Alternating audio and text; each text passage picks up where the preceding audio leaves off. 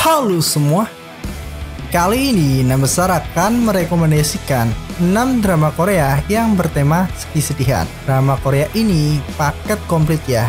Walau yang lebih populer mengenai drama Korea adalah genre romansanya. Namun, ternyata kalau kamu sedang butuh tontonan yang dapat membuat dadamu sesak dengan menangis tersenggukan hingga perlu menyiapkan kotak tisu, selamat, kamu sudah berada di video yang tepat. Jadi, drama Korea yang akan Nam Besar rekomendasikan ini merupakan drama Korea yang pernah saya tonton dan berhasil banjir air mata ketika menontonnya.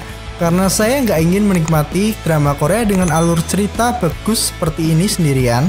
Karena itu, inilah 6 rekomendasi drama Korea yang menguras air mata. Drama Korea yang pertama, Uncontrollably, tahun 2016. Drama ini menceritakan tentang seorang aktor bernama Shin Jo Young yang mengidap penyakit tumor dan diprediksi hidupnya hanya bertahan selama 3 bulan lagi. Tapi, ia merahasiakan penyakitnya tersebut dari semua orang. Sebuah fun fact, Kim Woo Bin, sang aktor yang memerankan peran sebagai Shin Jo Young, diketahui juga saat ini berjuang melawan penyakitnya. Walaupun sekarang dia sudah membaik. Jadi, di sini semacam apa yang ia perankan menjadi kenyataan. Sementara itu, ada Nool yang diperankan oleh Bae Suzy, teman masa SMA John Young yang hidupnya menderita sejak ayahnya menjadi korban tabrak lari. Keduanya pun menjadi dekat saat itu. Waktu berlalu dan akhirnya mereka berdua dipertemukan kembali dan benih-benih cinta pun terjalin. John Young yang tetap berjuang melawan penyakitnya selagi di sisa masa hidupnya ingin membuat Nool bahagia di kehidupannya, akan banyak mengundang air mata dalam menonton drama ini. Di sepanjang episode, kamu akan disuguhi cerita menyesakkan dada hingga membuat air matamu mengalir. Perpaduan antara Suzy dan Woo Bin cukup bikin baper, di mana kamu pasti ikut sedih ketika melihat kisah cintanya. Drama Korea yang kedua berjudul Moon Lover, Scarlet Heart Ryeo, tahun 2016. Drama yang satu ini menceritakan tentang time traveler. Tiba-tiba saja, Go Ha-jin yang diperankan oleh IU terbangun di masa dinasti Goryeo, di mana dengan penampilannya tersebut, di masa itu ia dikenal dengan nama Hae-soo, yaitu hidup sebagai sepupu dari istri pangeran ke-8 bernama Wang Wook. Karena Go Ha-jin tidak dapat kembali ke masanya yang sekarang, ia pun terjebak di masa dinasti Goryeo dan memulai hidup sebagai Hae-soo. Benih-benih cinta pun mulai timbul pada Hae-soo dan Wang Wook. Namun, pertemuan Hae-soo dengan Wang Soo, yaitu pangeran keempat yang misterius karena selalu menutupi wajahnya, memulai kisah baru bagi Hae-soo. Perebutan kekuasaan untuk meraih mahkota sebagai raja dan segala kelicikan antar pangeran dari beberapa saudara, itulah yang mengundang lika-liku peliknya kehidupan Hae-soo yang ikut terlibat. Di mana rakyat biasa kala itu selalu diperlakukan tidak adil, bagaimana kekuasaan yang memerintah tak segan-segan menjatuhkan hukuman dengan mencambuk bahkan hukum gantung diri atas kesalahan. Kisah romansa berlatar Saeguk yang penuh dengan pengorbanan dan ketidakadilanlah yang membuat drama ini berhasil menguras air mata antara memperebutkan kekuasaan dan cinta Hae-soo yang penuh intrik di dalamnya. Kamu akan ikut merasakan kesedihannya kalau sudah ikut terlarut dalam drama ini.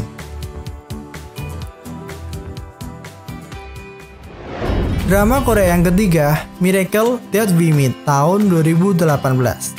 Kalau dua drama sebelumnya, saya merekomendasikan drama dengan genre romansa. Kali ini tetap dengan membuatmu banjir air mata dan memilukan karena bertema keluarga. Drama ini bercerita tentang seorang ayah yang meninggal dalam kecelakaan, namun akhirnya terbangun di tubuh orang yang berbeda.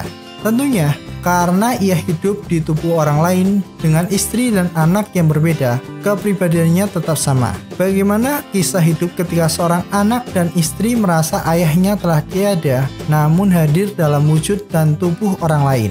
Sungguh membuat mereka kebingungan dan merasa tak percaya. Namun, Song Hyun Chol 1 yang sekarang harus hidup di tubuh Song Hyun Chol 2 terus berusaha mendekati keluarganya dulu. Pokoknya, kamu akan terus menangis sepanjang episode karena mengetahui bahwa sebenarnya ayah yang dianggap telah tiada dan mati dalam kecelakaan ternyata jiwanya hidup dalam tampilan ayah orang lain.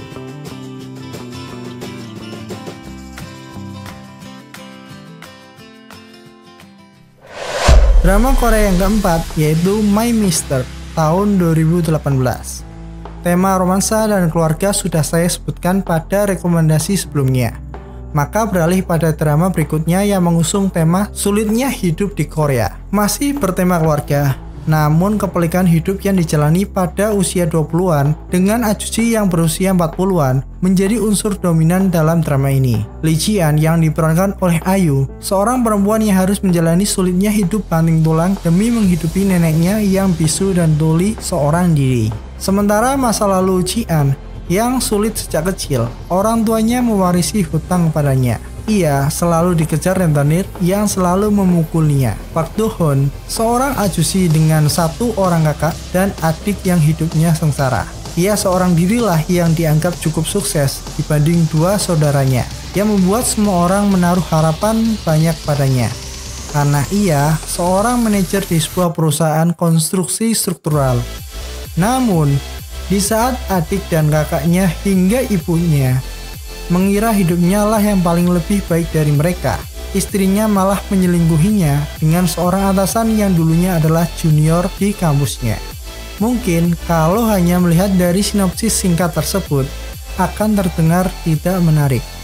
Namun bagaimana kehidupan seorang ajusi diperlihatkan, bagaimana kehidupan yang kita anggap sudah tidak memiliki beban hidup seberat saat usia masih 20-an. Mau berapapun usiamu, hidup selalu berjalan lebih berat dan tidak pernah berjalan sesuai ekspektasi, membuat kamu akan ikut terlarut dalam kesedihan, meratapi betapa hidup bisa seberat itu.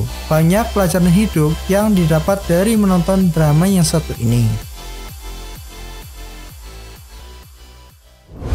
Drama yang kelima berjudul Mr. Sunshine tahun 2018.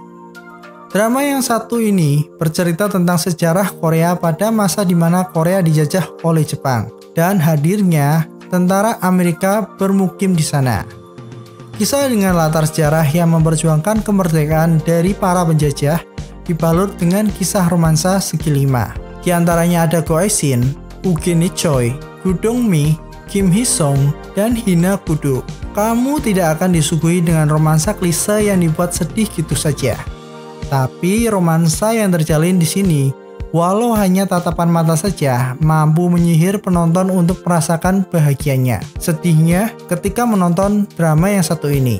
Menonton drama satu ini jadi mengingatkan dengan sejarah Indonesia yang sama-sama dijajah oleh Jepang.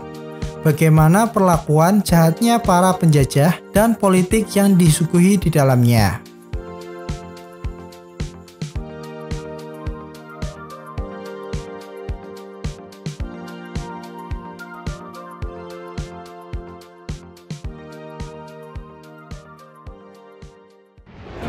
Drama Korea yang keenam berjudul My Unfamiliar Family tahun 2020.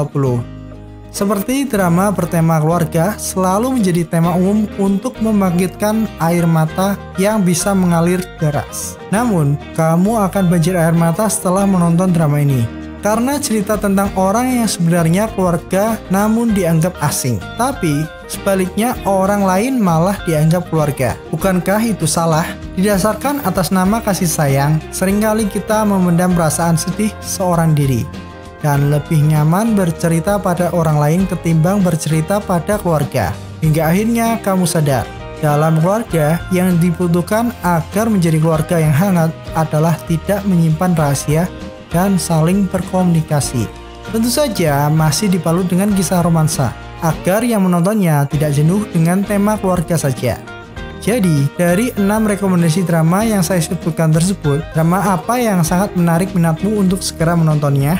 Atau drama apa saja yang sudah kamu tonton dari list tersebut? Udah siapkah kalian dengan sekotak tisu untuk menemani tontonanmu yang satu ini? Semoga dapat jadi rekomendasi yang bagus untuk menemani kekosongan waktumu. Sekian dari 6 besar, thank you.